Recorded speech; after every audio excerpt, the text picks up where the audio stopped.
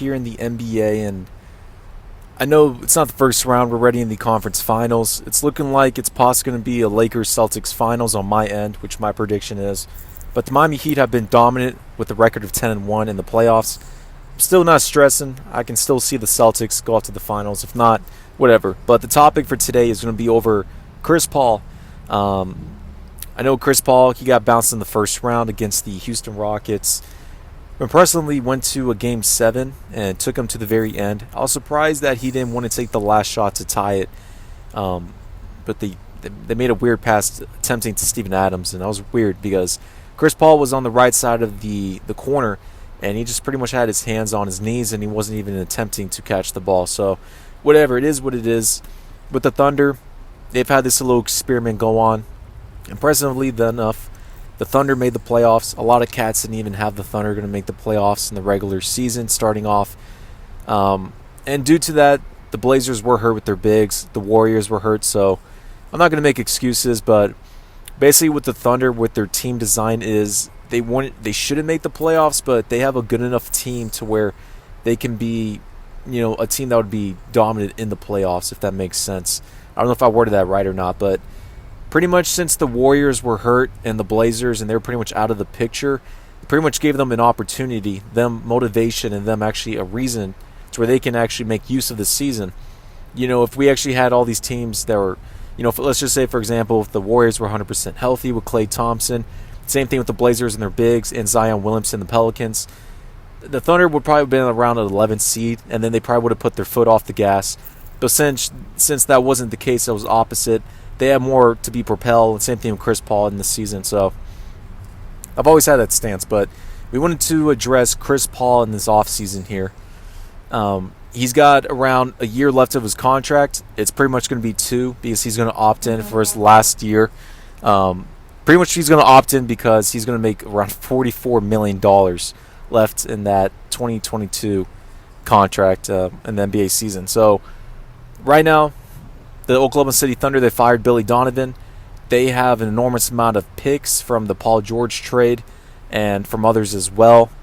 And and the Russell Westbrook trade, I forgot as well. But right now they're looking at the whole landscape of their offseason. I think they had an impressive standings to where they went to the first round of the playoffs, went to Game 7. And now if you're looking at them right now, I think they can finally hit that rebuilding button, which they've been trying to do. They'll probably have to trade Steve Adams as well. But you can build a young team with their draft picks, cap flexibility, and as well as you have Shai Gilgeous-Alexander and a bunch of younger cats. So is what it is. I think they're going to plan for the next 3 years to really rebuild their team and franchise, which is good for flexibility. So number one, Billy Donovan's out. We are unaware of who they're going to hire as their head coach. But I think they're really going to make an approach to trade Chris Paul away from the Thunder because they really don't need him anymore. They're trying to rebuild. So that kind of leaves the topic of the discussion for today. Where are the trading options? Where are the different franchises and teams that can use Chris Paul for the next year or two? Number one I want to cover is the Milwaukee Bucks. So with the Milwaukee Bucks, Giannis Antetokounmpo has 1 year left in his contract. We're unsure if he's going to leave in free agency or not. He's already stated that he wants to build a championship team and stay there for years to come. But let's see what happens for them in the playoffs next season. So the Milwaukee Bucks, they've been looking to, we all expected them pretty much to make the finals, or at least in the Eastern Conference Finals. But majority expected them to make the finals. We never saw a true threat in the Eastern Conference. We really did overlook the Miami Heat, even myself, to be that dominant. But the Milwaukee Bucks, they're very desperate as of right now. They're probably going to have to make some trades to where they'll either let go of Chris Middleton or Eric Bledsoe and the crew. So I can see upper management really try to perplex to trade for Chris Paul. I've always stated Chris Paul should always be part of the Milwaukee Bucks because he's going to be 36 years of age. He needs to be on a contender. He does not need to be on a team like the Thunder when they're rebuilding or on the lower echelon. Again, this matches up with Giannis and Chris Paul because they're both desperate to win championships. They're both in contract years. And I think if you're going to squeak something out, this is going to be the best chance for Chris Paul and Giannis during this time period, of course. But I can see that team moving together very well. I think the Bucks, they'll still be able to keep Chris Middleton. They probably have to trade away, Dante. You have to trade, of course, Eric Bledsoe. maybe a pick or two to the Oklahoma City Thunder. Maybe you have to get a third team involved in that trade period. But this lines up well. I would like that I would like a starting five of Chris Paul. Wait, I forgot who they got their shooting guard. Hold on real quick. So you can probably have Chris Paul. You can re-sign Wesley Matthews. You can have Chris Middleton at the 3, Giannis at the 4. And then at the 5, you can keep Brook Lopez when it comes down to it.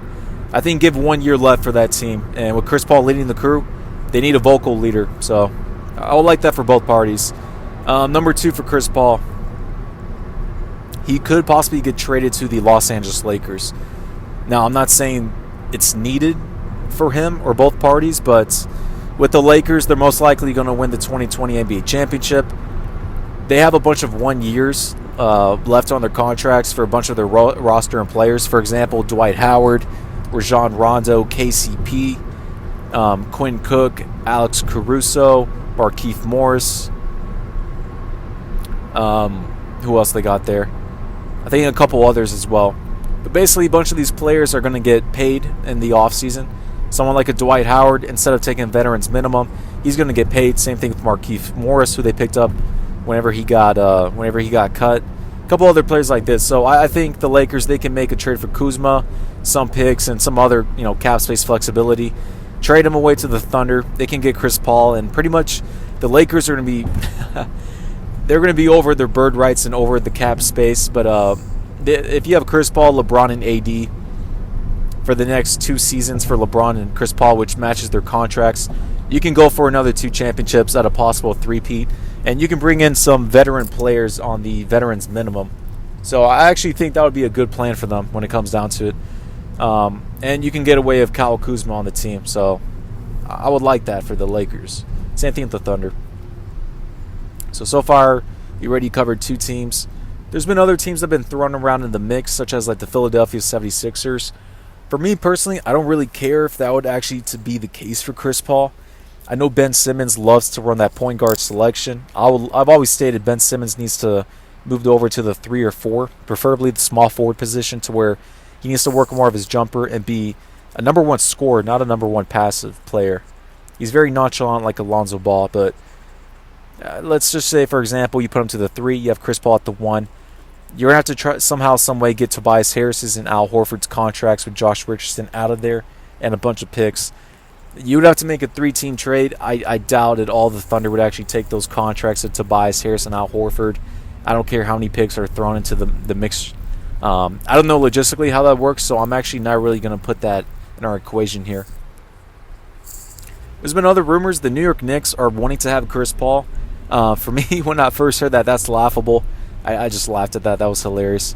Listen, the New York Knicks, they're desperate, so they're going to do what they're going to have to do. I wouldn't be surprised if they actually did this. Chris Paul is not going to have that same effect with the Thunder on the Knicks, because you have a bunch of young cats, players that don't make sense. Chris Paul doesn't have that motivation or energy to do this another year. I mean, he could, but it really makes no sense whatsoever, and they won't be able to make the playoffs as it is. The Thunder were a little better orchestrated with Chris Paul, because you had Gallinari, you had Gallus Alexander, you had Steven Adams, etc., etc. So I'm not liking the Knicks. Other teams have always been thrown in the picture as well. I think possibly if you're the Portland Trailblazers, you can try to find a trade to where you can get Chris Paul, move Damian Lillard to the 2. If you are that desperate to really get things kicked off when it comes down to it. You may have to trade CJ McCollum, but I doubt they will ever do that. If you do trade CJ McCollum, if you're the Blazers, then you can get Chris Paul and LaMarcus Aldridge. You can make a 2 or 3-team trade when it comes down to that. I'm probably going to wrap up the video here. I'm trying to free-flow and think of any other teams that would be well for Chris Paul. I've always stated the Bucks and Lakers are 2 of the main contenders that would be well. Oh, last team I forgot to mention. Since the Los Angeles Clippers pretty much embarrassed themselves and lost in the second round, I think personally they need a true point guard on their team. Patrick Beverley is a great defensive player, but you need a true point guard, someone who's vocal, who's a leader, to step up. And I think if they can make a trade for Chris Paul, that's pretty much what they need on their team. But let me know down below what you guys think of different destinations and trade proposals for Chris Paul. I think I may be missing around 2 more teams when it comes down to it, but You got to put Chris Paul in a contender. No rebuilding teams whatsoever. And in the Western Conference, the best scenarios of contenders are the Lakers, the Clippers, and honestly, you could throw in the Denver Nuggets as well and put Jamal Murray to the 2, but I don't think the Nuggets are that desperate. They have a young group anyway, so I'm actually going to slide the Clippers out of the equation. And then in the Eastern Conference, you don't need them on the Celtics or the Raptors, and I just think it'll just be the Bucks. So let me know down below what you guys think. Give me your trade proposals. I'll kick it off.